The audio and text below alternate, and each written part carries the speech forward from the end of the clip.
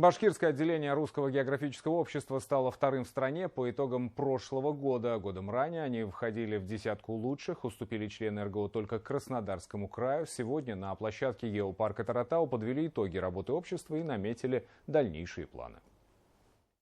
В Русское географическое общество Башкортостана входит 342 человека. В каждом муниципалитете есть отделение РГО. На заседании попечительского совета сегодня подвели итоги 2021 года. Одним из важных событий стало восстановление Аскинской пещеры. Ее смогли посетить люди с ограниченными возможностями здоровья. Реконструкция сейчас идет в Киндерлинской пещере.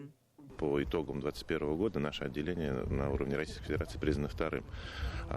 И этому способствовала большая работа всех структур. Это не только исполнительный комитет, но это муниципалитеты, прежде всего, это и образовательные учреждения. Потому что действительно идеи РГО, они связаны с лозунгом, наш основной лозунг «Открываем Россию заново». И открывать можно по-разному. Это и туристические маршруты, которые наша республика богата, да, это и образовательные, и просвещенческие проекты, и много-много разных других. К слову, в Башкортостане более 1500 пещер. Каждый год открываются еще 2-3 новые. Но у них нет хозяина, а значит, ответственного за сохранность. Соответствующий законопроект уже в РГО подготовлен и будет передан в башкирский парламент. Русское географическое общество много делает и для развития туризма в целом в Республике Башкортостан. Один из самых ярких проектов – это проект «Уральский барс».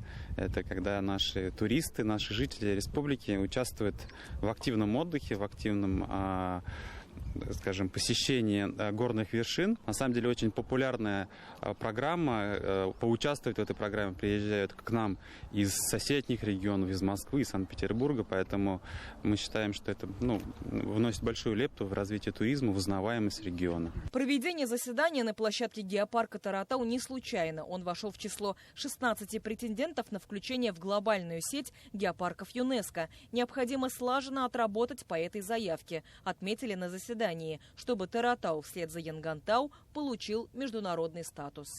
Одной из ключевых тем сегодня стало обсуждение развития внутреннего туризма. За последние 2 года желающих отдохнуть в Башкортостане стало в разы больше. Турпоток масштабно ожидается и в этом году. И речь скорее шла не о количестве мест для отдыха, а про апгрейд этих мест для того, чтобы туристы остались довольны. Динара Таймасханова, Азат Ишбулатов, Равиль Рахимзянов и Иван Шабрин. Новости. Ишимбайский район.